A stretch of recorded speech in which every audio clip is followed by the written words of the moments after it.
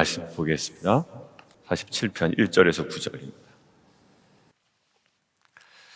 시편은 하나님을 찬양하고 또 높이며 경배하는 내용으로 구성되어 있습니다. 적어 놓으실까요? 시편 47편 어떤 내용이냐면 하나님의 우주적 통치를 찬양하는 시입니다. 다시 한번요. 하나님의 우주적 통치를 찬양하는 시입니다. 오늘 반복되는 내용이 있는데 6절에 보면 하나님을 찬송하라, 하나님을 찬송하라, 찬송하라, 우리의 왕을 찬송하라. 7절 하나님은 온 땅의 왕이십니다. 지혜시로 찬송할지어다. 보통 이스라엘 백성들은 신년 첫날에 이 왕이 즉위하는 이것들을 찬양하는 이 시를 통해 하나님으로부터 임하는 그 복을, 그리고 하나님께서 행하실 것들에 대한 온전한 경배와 찬양 올려드립니다. 그런데 그 근저에는 어떤 사상이 있을까요?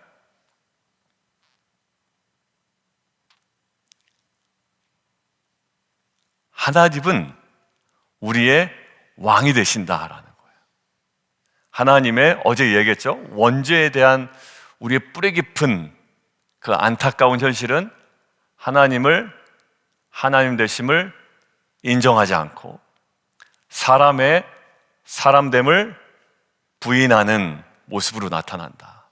그것이 혼란의 모습이고 혼란스러운 모습 앞에 두려움의 모습으로 우리가 나타나죠. 근데 이것들을 깨하는 강력한 모습이 있는데요, 그 하나님의 하나님 되심을 인정하는 뭘까요? 예배의 모습입니다. 여러분들, 우리가 집회 때 계속 이야기했던 그 마지막 날에 이야기했던 그 단어가 있어요. 바라크라는 단어입니다. 그리고 예전에 찬양팀 세미나 할 때 그 찬양과 예배와 관련된 그 단어 중에 거기에도 아주 중요한 포지션 들어있었던 게 그 바라크였습니다. 경배하다, 찬양하다였어요. 여러분들, 이 경배하고 찬양하고 이 무릎 꿇는 것이 왜 중요하냐면 이것이 원죄의 우리의 깨진 모습들을 완전히 무너뜨리고 새로운 창조물로서의 하나님 앞에 우리가 회복된 모습이 바로 뭐냐면 예배라는 거예요. 존 파이퍼 목사님이 미션 퍼스펙티브라는 그 책에 예배에 대해서 정의를 이렇게 해놨습니다. 선교에 대해서, 선교란 예배가 없는 곳에 예배를 세우는 것이다. 복음을 전하는 것도 맞고요, 주님을 영접하게 하는 거 맞아요. 그런데 결국 그 새로운 피조물로서의 그들이 행해야 될 건 뭘까요? 하나님을 온전히 예배하는 겁니다. 그래서 예배가 없는 곳에 예배를 세워나가는 것이고, 예배하지 않는 자들을 예배하는 자들로 세워나가는 거예요. 자, 그러고 보니까 바라크에 있는 무릎을 꿇다라고 할 때 내가 너와 내 자손들을 통하여 어떻게 할 거라고요? 모든 민족이 뭐를 받게 하겠다? 복을 받게 하겠다라는 거죠. 그게 누구를 통해서 이루어집니까? 아브라함의 자손을 통해서 이루어진다고 그러죠. 그러니까 그게 저와 여러분입니다. 근데 거기서 나와 있는 기독론적으로 해석을 하면 결국 너의 자손, 누구를 통해 그게 이루어집니까? 예수 그리스도죠. 예수 그리스도를 통해, 그래서 예수 그리스도를 향하여 그 열방들이 뭐라고 합니까? 그분은 하나님의 아들이라고 합니다. 여러분들, 이것은 왜 중요한 인식이냐면 예수 그리스도가 유대인들은 아직까지 뭐라고 그러죠? 왕이 아닙니다. 하나님의 아들도 아닙니다. 여러분들, 그것들이 깨지지 않으면 하나님께서 허락하신 이 진정한 복이 그들에게 막혀 있단 말입니다. 뭐가? 그 예수 그리스도에 대한 온전한 예배가 회복되지 않으면, 여러분들 놀라운 사실은요, 요한계시록이 어떤 책일까요? 아주 간단하게 얘기하면 제가 무슨 책이라고 그랬습니까? 핵심이? 한 단어, 한 문장, 한 단어 아니고 오직 여호와께 예배하라 라는 주제였다고 그랬어요. 요한계시록 다 그냥 닫고 마지막 한 문장을 하면 오직 여호와께 예배하라. 근데 이들은 누구를 예배할 가능성이 있어요? 당시의 로마, 뱀, 용, 바벨론으로 상징되는 거. 우리 누구 예배하죠? 돈, 권력. 요한계시록이 왜 오직 하나님만을 예배하라는 주제가 정리될 수 있을까요? 그 당시에 핍박을 받는단 말입니다. 예수를 예배하는 것이, 믿는 것이, 경배하는 것이 그 당시 권력 앞에서는 아무런 소용이 없는 겁니다. 오히려 황제를 예배하라고 합니다. 그러니까 그들이 유혹당하는 겁니다. 예배가 무너지게 되는 겁니다. 그래서 어떻게 될까요? 무슨 그림을 보여줍니까? 마지막 그림을 보여주는 거예요. 요한계시록은 미래에 분명히 너에게 주어질 소망이 이것이니 오직 지금 현재 뭐하라? 황제 숭배하지 말고 하나님만을 예배하라. 용, 뱀, 음녀, 바벨론 아니야. 다 허상이야. 오직 하나님만을 예배하라. 요한계시록은 천국을 디테일하게 물리적으로 소개하는 책이 아니라 마지막에 완성된 그 그림이 무엇인지를 우리로 하여금 알게 해서 그것들을 분명히 소망하는 자에게 다시금 예배를 회복하는 겁니다. 자, 증거 어디 있냐고요? 요한계시록 4장에 뭡니까? 4장에, 요한계시록 4장 한번 찾아보실래요? 요한계시록 4장에 그 표제, 4장에 대한 제목이 뭐라 되어 있는지 한번 찾아보실까요?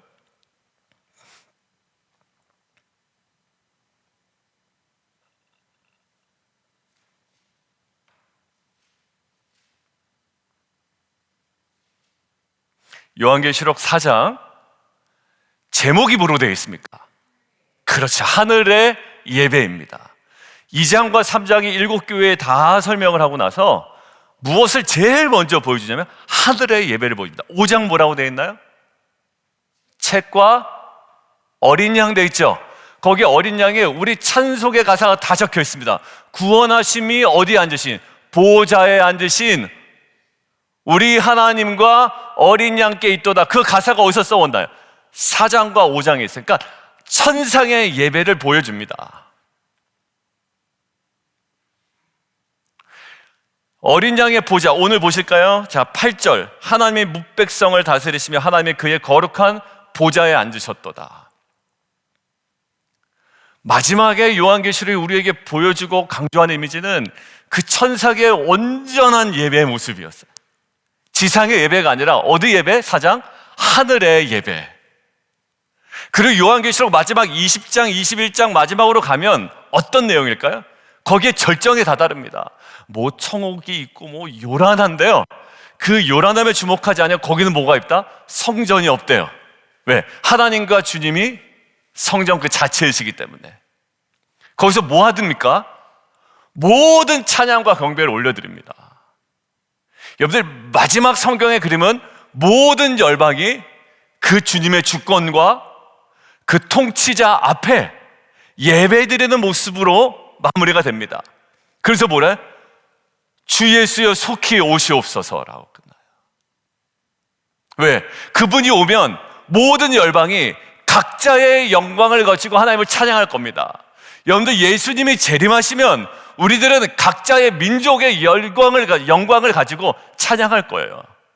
자, 오늘 제가 본문을 통해서 무엇을 말씀드리고 싶으냐면 예배의 궁극적인 결말이 무엇인지라는 것을 우리가 알고 갔으면 좋겠다라는 거예요. 예배 드리면 하나님께서 복 주시는데 뭐 틀리다고는 할 수 없어요.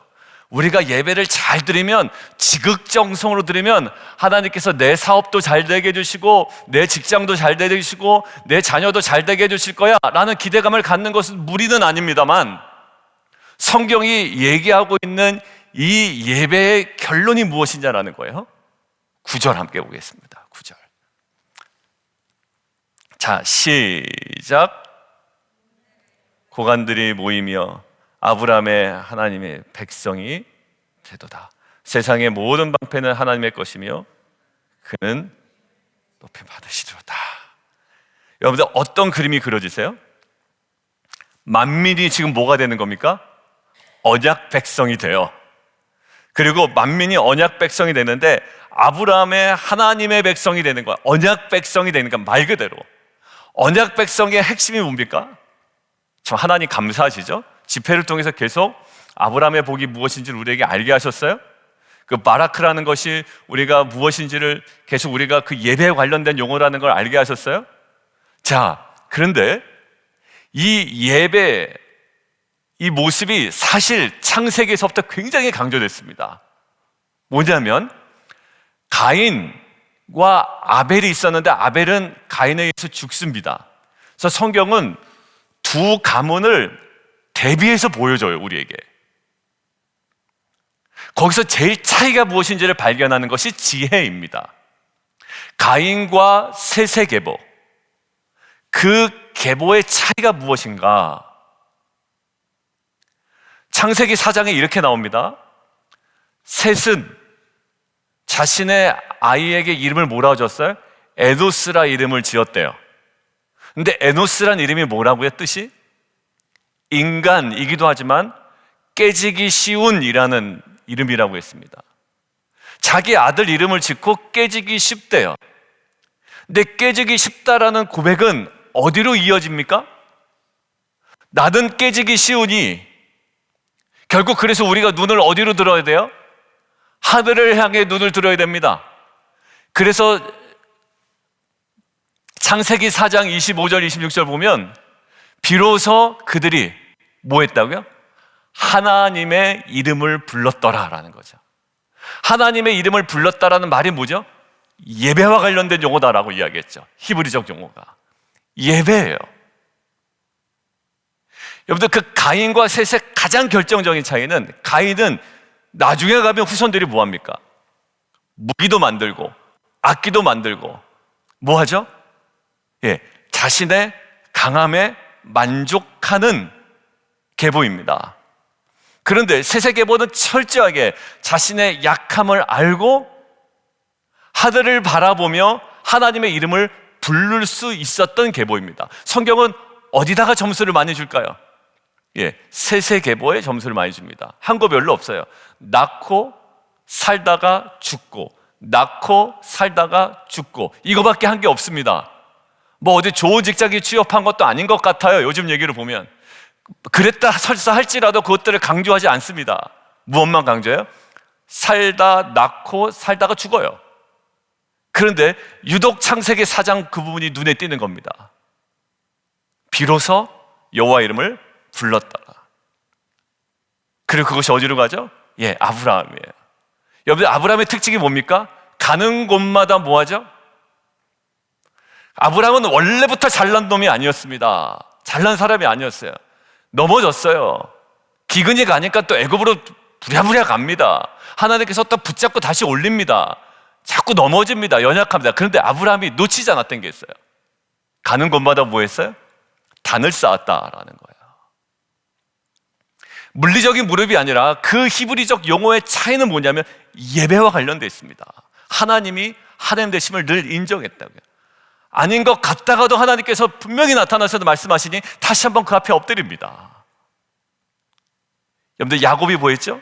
야복강 제가 기도할 때 말씀드렸습니다만 마지막 날, 여러분들, 야곱이 결정적인 순간에 무엇이 회복이 됩니까? 창세기 35장에 34장에 세겜 사건이 벌어져요. 난리가 납니다.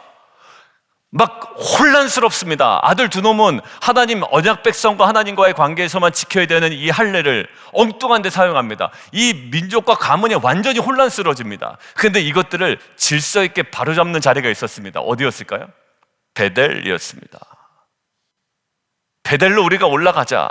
그때 한 행동이 뭐죠? 너희들에 있는 장신구, 그 다음에 너희들에게 있는 그 이방의 옷들 다 버리라, 다 가지고 와라 이럽니다.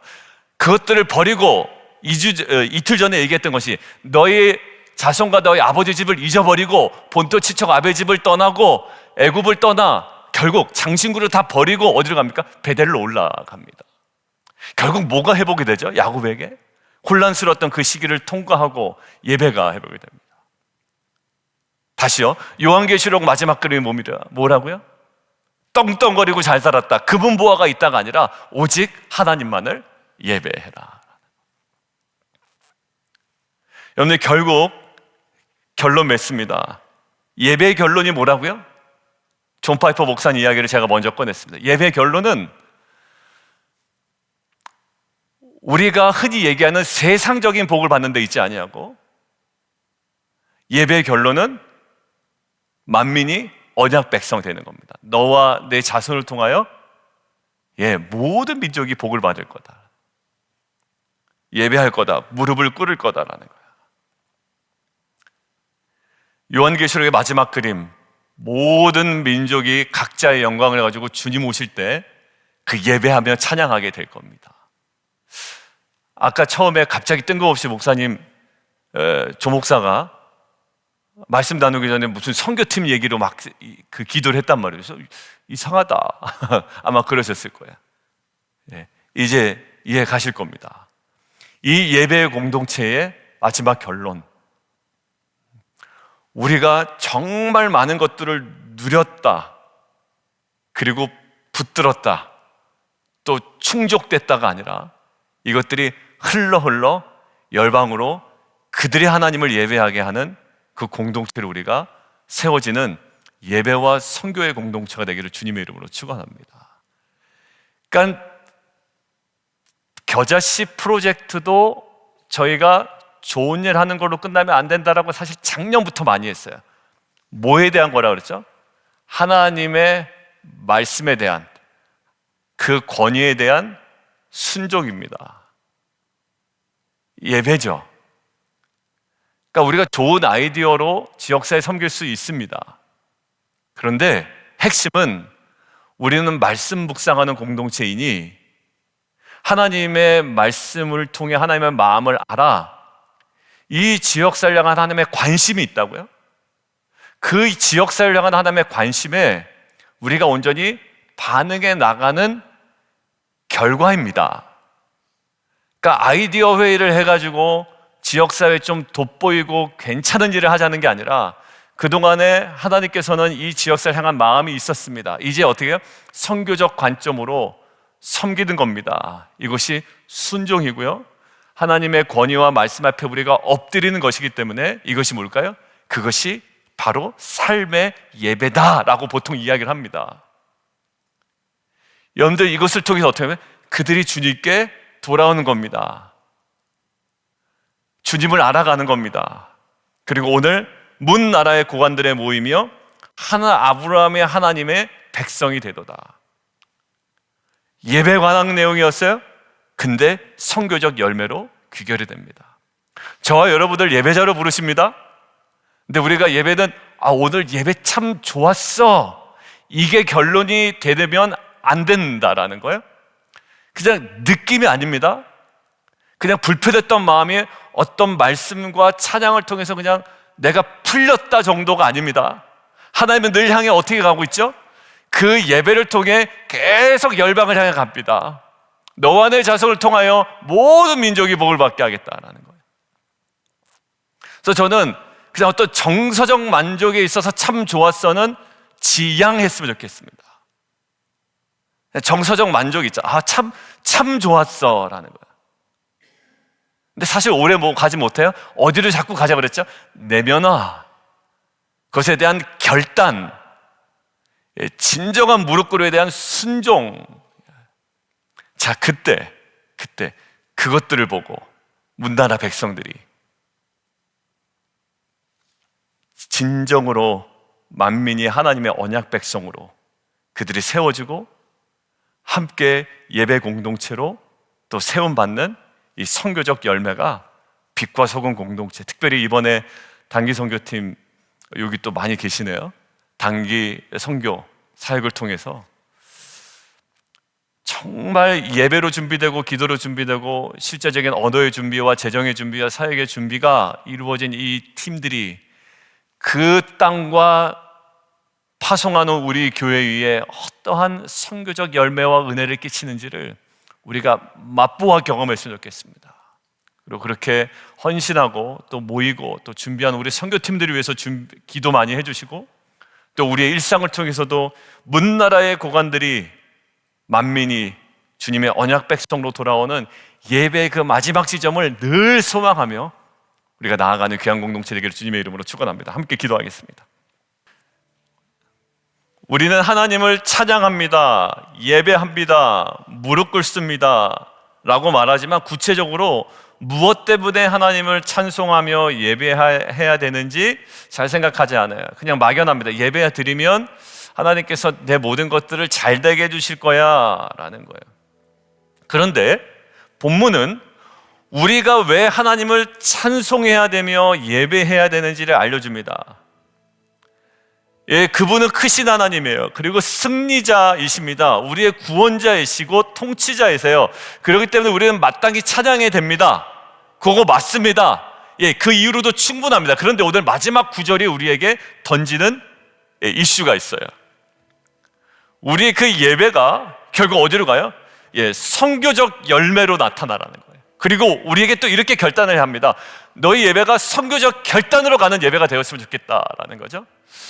예, 그렇습니다. 우리 함께 좀 기도할 때 그 집회 마지막 날 주셨던 이 무릎 꿇음, 바락, 그리고 경배하고 찬양하며 예배하는, 그리고 세세계보 비로소 하나님의 이름을 불렀다라는, 어찌 보면 지나치기 쉽지만 분명한 예배가 있었던 그 자리, 그리고 마지막 영광스러운 요한계시록의 하늘의 예배, 이 예배가 이제는 모든 민족이 각자의 영광을 가지고 하나님 앞에 예배하는 이 선교적 열매를 향하여 가는데 우리가 쓰임받는 귀한 예배 공동체 될 수 있도록 주님 은혜 베풀어 주옵소서. 우리 주님 이름 한번 부르고 함께 기도하며 나아가도록 하겠습니다.